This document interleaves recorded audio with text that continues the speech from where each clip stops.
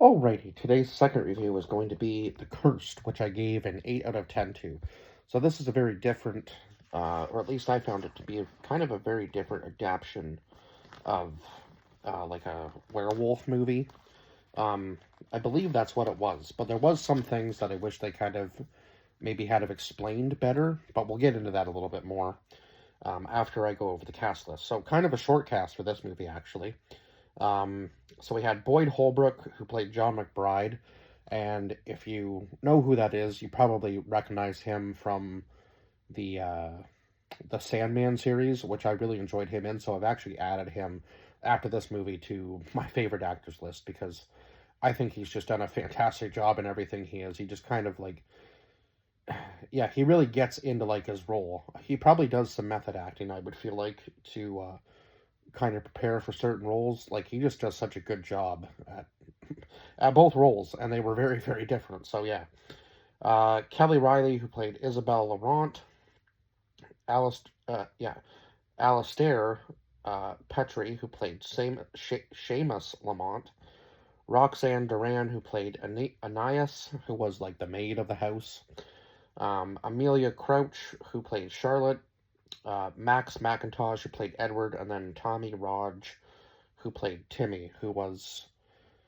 one of their friends. Now, there was a group of them, but those were kind of like the standout names and cast of the movie as far as I was concerned. Um, now, I guess now we'll kind of go into the actual uh, story. I think I said that I gave this an 8 out of 10, but if I didn't, I'm going to say it again because I know I missed one in one of my previous reviews. I'm sure of it. Um, so we start out in the Somnay, or I'm going to say Somnay in 1917. So I think it was like the front lines, like in the trenches, basically, and I think they were, yeah, it kind of like hinted towards that they were against the Germans, whoever this army was. I'm not exactly sure whether they were like American or English or possibly British. I'm not entirely sure. Don't quote me on which one they were, but that is where we started. So soldiers in the trenches are gassed and then gunned down. So they're gassed, and then unfortunately, the masks back then weren't necessarily the greatest. I guess some stuff still probably got into them, right? So eventually, a lot of the soldiers ended up leaving the trenches, and they do end up getting gunned down. And one of the soldiers has a like what's found in him, like his abdomen. He's shot 3 times, and one of the bullets that they pull out is a silver bullet. And the guy says, like the doctor says, like this is not a German bullet. So then we go back 35 years later. So I think I did the math. It would have been like 1885, I do believe. Would have been 35 years before that, if I'm remembering correctly. Somewhere around there. Somewhere in the 1880s, anyway. So we start out with this lady from like this small, like almost like little village that they have set up, handing silver coins to this man who melts them into teeth, and she begins putting some sort of spell on like these silver teeth, or some sort of spell, or I guess some sort of curse.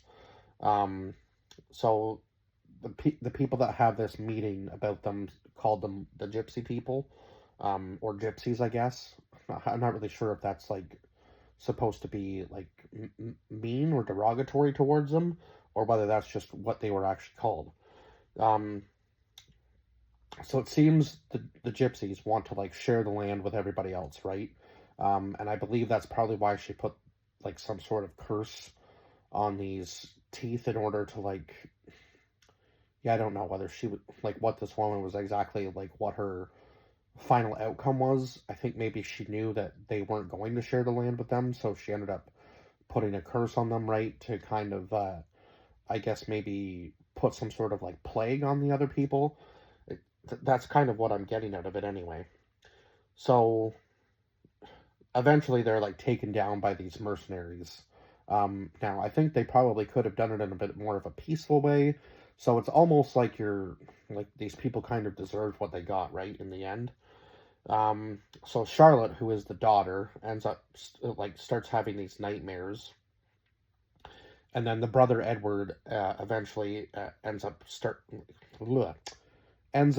having the same nightmares as Charlotte. Oh my god, I can't talk this morning. Um, so Charlotte and her friends, including Edward, her brother, end up digging up this box, and well, like it was like the teeth were like calling to him in a sense. And there's like the scarecrow creature, obviously, to like ward off the demons, right? Or ward off like the curse or whatever, or keep people away from, the burial ground where they buried all these people, right?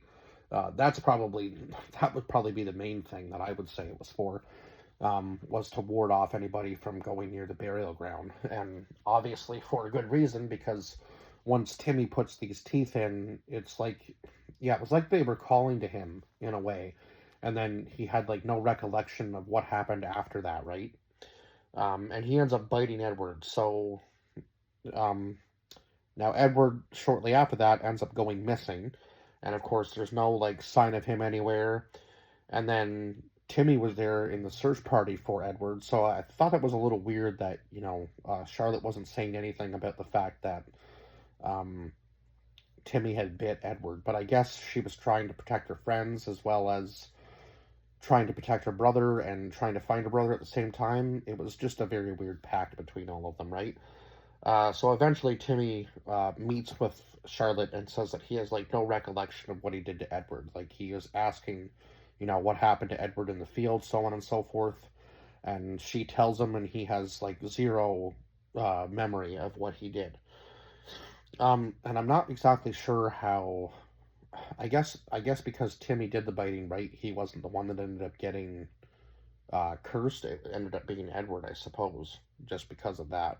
It's kind of weird that um, like the teeth wouldn't have changed you too, with the curse being on them. But I guess you had to be bit in order to be cursed. A very strange thing. Um, so then when he leaves the church after having this discussion with Charlotte, he follows what he believes to be Edward into the forest, and he's attacked by some sort of creature. And then eventually he's found dead. So the creature not only attacked him but also took his life. So Mr. McBride is brought in to, I guess, solve what is going on. Now I can't remember what he said his career was, but he's basically like just um, basically just like a werewolf hunter in a sense. There was a fancy title for it, but I can't remember exactly what it was. Like he's basically brought in to find Edward and hunt this creature, right? Because he talks about it a little bit in the movie. Like I guess he's hunted this kind of creature before and ended up taking down his family, and he lost his wife and kid because of it. So now he's kind of, I guess, out for revenge, obviously, but he thinks he's hunting the same creature that took his wife and kid, but it ends up being like a whole bunch of them, right? And I don't think he was quite prepared for that, obviously. So he himself, Mr. McBride, actually ends up starting to have nightmares as well. Um, so yeah, then he starts to plan to hunt whatever animal is attacking everyone. He believes that it's some sort of animal, or at least that's what he tells the people in the beginning, obviously, probably not to cause any panic. The attacks start to become more frequent as some people don't listen to what he's trying to say, like stay indoors, don't go outside, don't try to take on whatever this is by yourself, or in a small group because you're probably not going to make it out. And a lot of people don't. Um, Now, eventually, one of the women actually claims that it was a dragon who attacked them, but we know from that scene that it wasn't at all. It was some sort of like it doesn't even look like a werewolf really, but I guess it's kind of like a different like take on the werewolf, and it was an interesting like uh oh what like they didn't actually show them ever like transform, so I'm kind of assuming that um it was almost like an instant thing maybe, or just like a slow thing over time. Yeah, I wish they had have kind of maybe showed the transformation a little bit because I think that would have been cool, but it was definitely like a different like look compared to what I'm used to of a werewolf. Like it was almost like they had like no fur, but yeah, just a very different look for the werewolf. It was still cool, and like a lot of the movie you weren't really seeing that much of it, so I thought that was kind of interesting. Um, yeah, it was almost like little glimpses of it until like the very end, or like the one scene where he's like dissecting it, and then it seems like the person inside is still like somewhat alive. Um, yeah, actually, that was my next point. So, yeah, it seems like the person that is like inhabiting the werewolf body can still live after the werewolf body has died, and then like it's like they're not themselves anymore, but yeah, they're still like somewhat being overtaken by the curse. But it's like they're there, but it's also like they're not. It was a very weird thing, and I'm not exactly sure like what the whole thing about the vines and stuff was. Like that part kind of confused me with like the trees and stuff. I'm not exactly sure whether that was like how they transformed, maybe. Like, yeah, it was very weird. There was just some things that like weren't necessarily explained the best of this movie, but it I still enjoyed it. For like a werewolf horror movie, it was still pretty good. So eventually, Mr. McBride calls for the army to be deployed and asks for a blacksmith. So obviously, they're going to melt these teeth down into silver bullets. That's what they end up doing. Um, and then, of course, uh, I think, yeah, the maid gets cursed because she gets bit by one of the werewolves uh, outside when she's like uh, bringing in the laundry or whatever. So she gets bit, and then she changes, and they have to shoot her. And then, of course, the original one who got bit was Edward. So he's been, I guess, kind of slowly infecting everybody else with this curse, right? And the mother won't move out of the way, so Mr. McBride shoots right through her after Edward attacks her and shoots into Edward's stomach. And I guess the silver bullet must have done enough damage that it killed like the werewolf virus in Edward, and then it shows like a flash forward to the doctor pulling the bullet out again, and it says like Edward's name on the like little dog tagger thing that he has around his neck.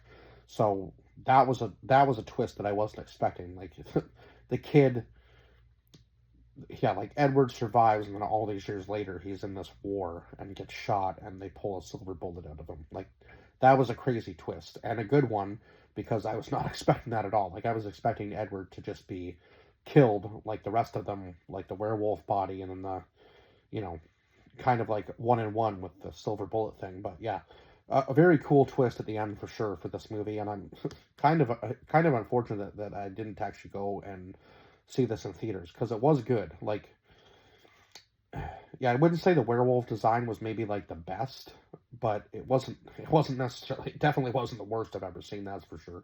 Because I've seen some pretty bad transformations, so it was kind of cool to just see like the fully transformed werewolf in this instead of like a really bad transformation. I think it was kind of cool to just see like the aftermath of it in a sense.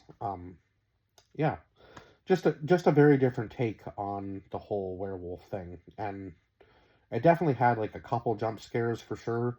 I wouldn't say any of them were like over the top, and the movie did not like. I like movies like this because it didn't focus on the jump scares. Like that wasn't necessarily the creepiest part of the movie for sure.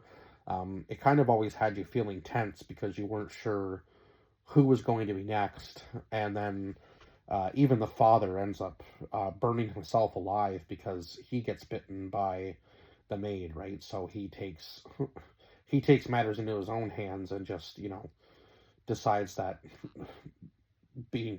yeah, burning himself alive is better than being cursed, I guess, which is crazy. But I mean, there's nothing you can do once you're cursed, right? The transformation just eventually happens. So yeah, kind of a wild movie for sure, but yeah, it was still good. And definitely like the darker tones in it, and like always like that eerie feeling of you're not really sure what's going to come next, sort of thing. So yeah, I think they did a very good job on this movie, and that's why I gave it an 8 out of 10. So that's it for this review, other than me saying that the soundtrack was very fitting for this movie. Uh, but yeah, that's it. They could have maybe done a little bit more with the visual effects and stuff, and maybe shown more of the werewolf, but I think it was kind of supposed to be like that. Like, you weren't really supposed to see much of it until like the very end. So, and let me just say, the final scene was just like an absolute bloodbath when Isabel opened the door because like her son's voice, she could hear her son's voice, right? So she opens the door to the church, and then just I don't know exactly how many werewolves got in there, whether it was like one, two, or three, but it was just like, yeah, nobody was making it alive for the most part in that entire scene. So it was just crazy at the end, like just absolute chaos. So that was a pretty epic scene at the very end, right? But other than that, yeah, that's it for this review, and I will see you guys in the next one. Bye bye for now.